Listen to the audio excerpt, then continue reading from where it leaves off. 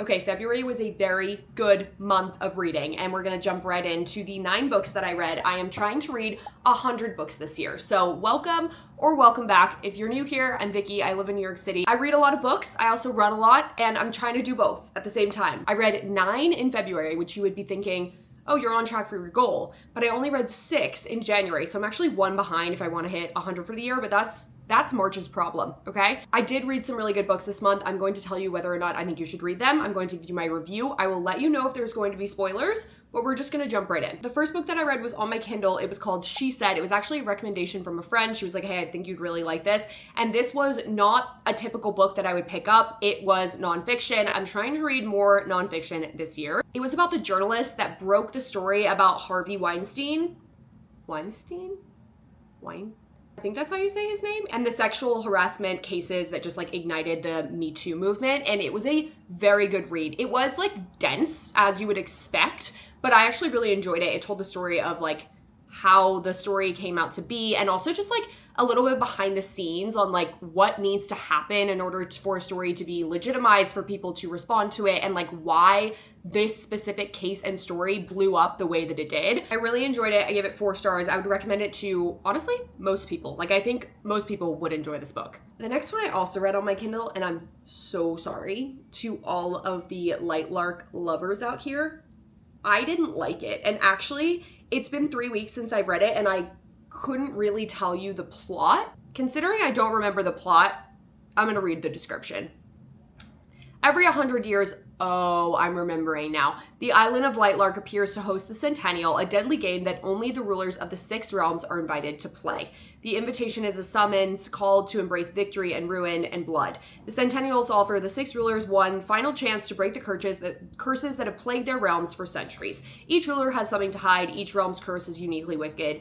And then we have Isla, the female main character, who is the young ruler of one of the realms, and she goes in to try and win the Centennial. It was not for me. It felt like something I would have loved in 7th grade.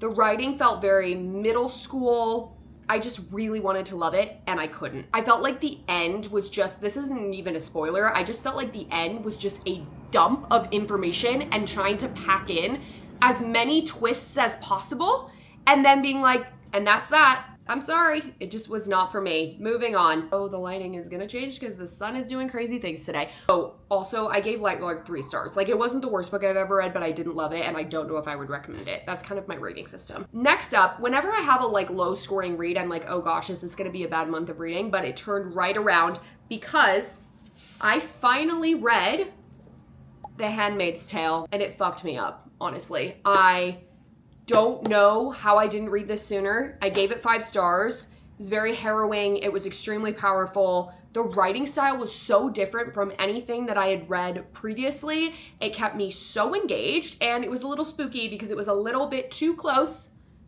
to some things going on in our world. I would recommend this to everyone. I also really want to watch the TV show because I really, really enjoyed this. And you know what else I enjoyed?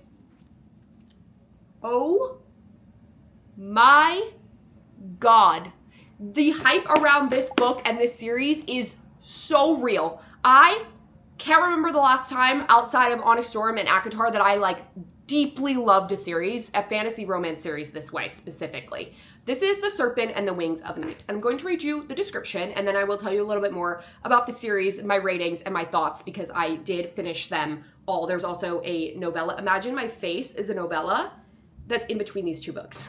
Okay, this is the little description. The adopted human daughter of the Nightborn Vampire King carved her place into a world designed to kill her. Her only chance to become something more than prey is entering the Kajari at a legendary tournament held by the goddess of death herself. And to me, I was like, is this Lightlark 2.0? No, don't even go there. Don't even go there.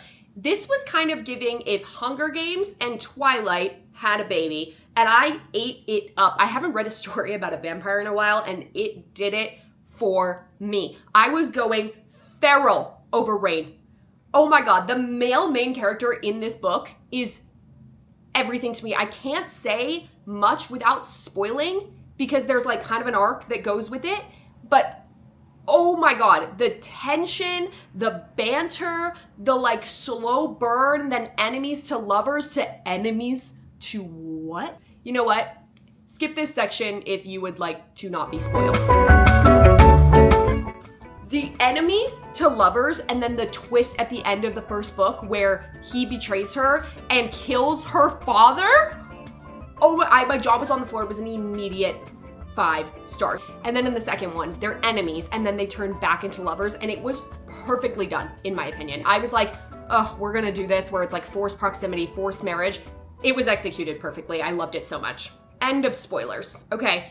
It was an immediate 5-star read for me with the twist that was in the first book, and I needed to read the next one immediately. These are on Kindle Unlimited, and something that is like not really talked about, like I didn't know until a friend told me that there is a novella in between the first one and the second one, and I also read that. I think I gave it a 3.5 because it was like a novella. It was 200 pages. It was short. I thought the story was very cute and sweet, and it introduces 2 characters that you will see in the second full book. And I really, really, really appreciated the background story that we got on these 2 to then head into the next one. And that being said, I gave the next one, The Ashes and the Star-Cursed King, a 4 stars. And I didn't love it as much as I loved the first one, but I still loved it. Does that make sense? It was a little bit different than the first one. It didn't have the shock factor from the first one, but it still had a really well done, well thought out plot and also well thought out romance. The spice in here was also great.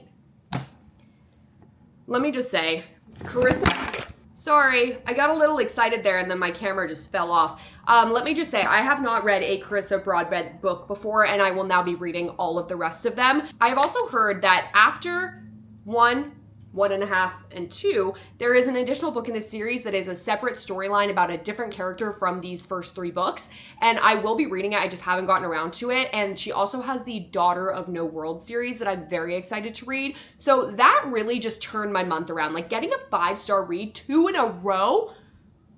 What else could you possibly ask for? 2 in a row. Moving on, I normally will read a light romance after a romantasy series just to like switch things up a bit. And so I read First Time Caller.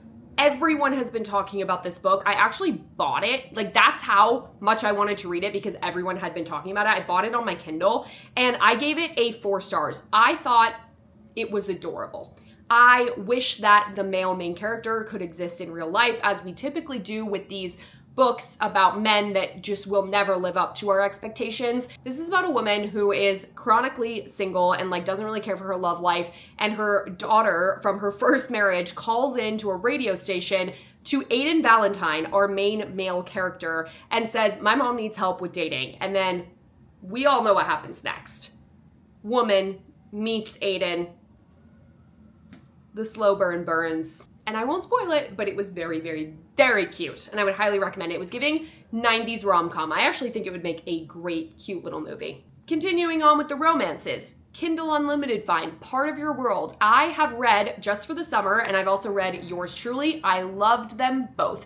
I read them backwards. I didn't realize that these were all in the same universe. I read Just for the Summer first, and then I read Yours Truly, and then I read Part of Your World. It would have made more sense to read them in order, but I don't really think that it matters. Part of Your World follows Alexis and Daniel. Alexis is an ER doctor, and Daniel is a small town mayor / woodworker, and they end up crossing paths. It's their romance story. I thought it was cute, but Alexis, the female main character, kind of pissed me off for some of it, and I was like kind of getting annoyed reading with her. And I just loved Daniel so much. I was like, this girl doesn't deserve him. Like, can we move Daniel to somebody else? But then she has a redemption. She does redeem herself, and I thought it was very cute. I gave this one a 3.5. I would recommend it. I think Just for the Summer and Yours Truly are stronger, but nonetheless, I enjoyed it, and it was a cute little romance. Moving on to our last book that I actually just finished this morning, and it is February 28th, so I cut that one close. Our 9th book of the month was Never Lie by Frida McFadden. I gave it a 2 stars, which means I wouldn't be recommending this to anyone. I thought it was stupid. It's basically about this couple who ends up stranded in an old author's house, and the author has been presumed dead because she's been missing for 3 years, and they kind of uncover some things along the way. Frida McFadden is hit or miss, and this one was a miss for me. I find that she is the queen of letting you think one thing and then bamboozling you with the other, which I understand is the point of a thriller. However, This one was so far-fetched that I like couldn't even get behind it. Like I actually thought it was dumb. I felt attacked. Like I was like, don't insult my intelligence this way. You bamboozled us too hard. I didn't enjoy it. It was a quick read. Like if you need a quick thriller, go for it. It wasn't for me. It might be for you. Those are all the books that I read in February. I also want to make a disclaimer that reading is subjective. And if you loved a book that I hated or vice versa, that is so cool. I will never shit on anyone for loving a book that I didn't like, and I hope that you can do the same for me. Not all books are for everyone. This doesn't mean that it was a bad book. It's just my opinion. So let's just get that out of the way. Thank you so much for watching. If you have read any really good 5-star reads, please leave them below in the comments, and I will hopefully get to them in March, although my TBR continues to grow and I get a little bit overwhelmed. But those are the books that I read in February. Thank you so much for watching, and I will see you in the next one.